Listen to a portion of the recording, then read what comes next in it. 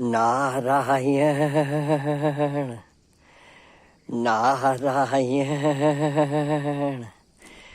नर्मदे हर गंगे हर। देखो सजनों, एक एक दो तीन चार पांच करीबन सीढ़ियां हैं और फिर प्लेटफॉर्म है।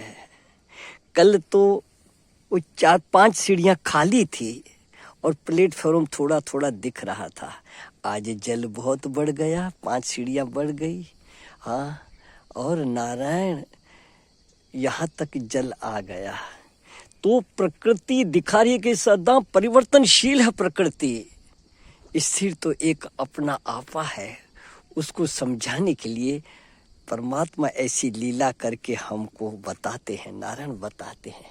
तो यह आज गंगा ऋषिकेश में जैसे गंगा जी दोनों तटों पे से होती है, इसी तरह यहाँ भी आज नर्मदा जी खूब जल है, आज खूब जल है। हाँ नारायण, और दोनों तरफ हाँ छनाछन वहाँ जल छोड़ा होगा जो संग्रह करके रखते हैं बांध से, वहीं तो आज जल ज्यादा है।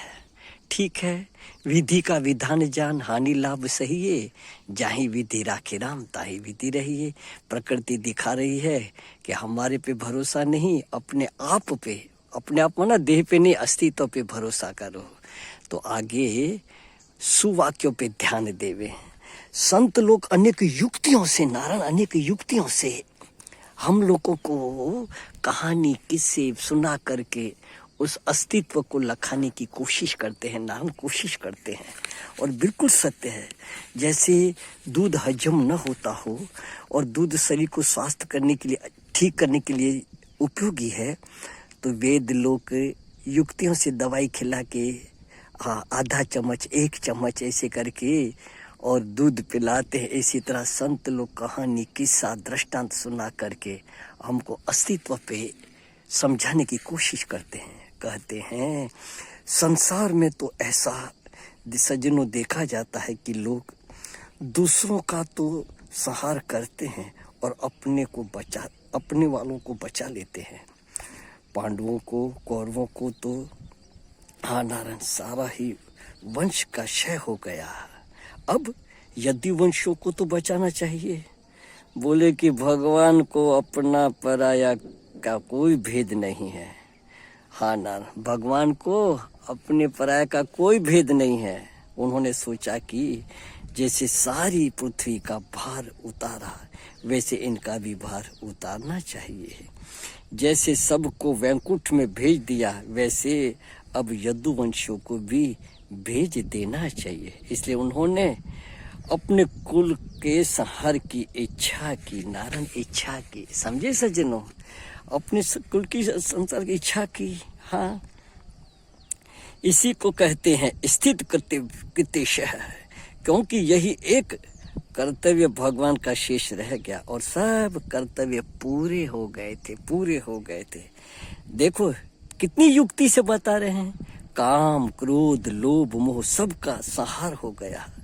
मनोराज का भी नाश हो गया, किंतु शम, दम, उपरति आदि जो है पहले से शरीर में बैठे हुए हैं, अब उसको भी छोड़कर, बल्कि ये जिसमें रहते हैं उस अंतःकरण को भी छोड़कर अब अपने स्वरूप में स्थित होना चाहिए। हाँ, बोले कि अब शेष यही रह गया, ये शरीर का परिग्रह, अंतःकरण का परिग्रह ये छूट जाए।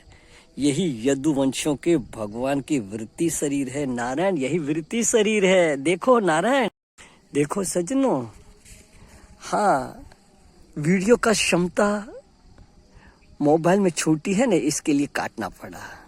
देखो कितनी सुंदर बात बताई है, समझे ना।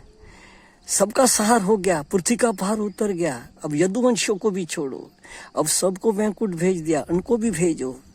इसी तरह नारायण इसको श्रद्धेय स्वामी राम सुखदास जी संबंध विच्छेद कहते हैं अंतःकरण का। हाँ नारायण, तो काम, क्रोध, लोभ, मोह सबका नाश हो गया, मनोराज का भी नाश हो गया, परंतु शम, दम, उपरति तितिक्षा, श्रद्धा, समाधान, ये शरीर जो सूक्ष्म शरीर में बैठे हुए हैं, अब उसको भी छोड़कर, बल्कि ये जिसमें रहते हैं उस अंतःकरण को भी छोड़कर अब अपने स्वरूप पे स्थित होना है।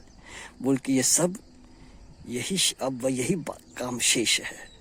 यह जो शरीर का परिग्रह है, अंतःकरण का परिग्रह, ये सब छूट जाए। नारायण, देखो नारायण, सावधानी के साथ सुनो, समझो इस बात को। तो इसको साक्षी कहते हैं, वो साक्षी ब्रह्म स्वरूप है। हाँ नारायण, और वो गहरी नींद में साक्षी और साक्ष्यपना भी नहीं रहता। इसी तरह जागृत में तब तो कहते हैं न, तन सुखाए पींझर कीनो, धरे ध्यान दिन रात, तुलसी मिटे न वासना, बिना विचारे ज्ञान।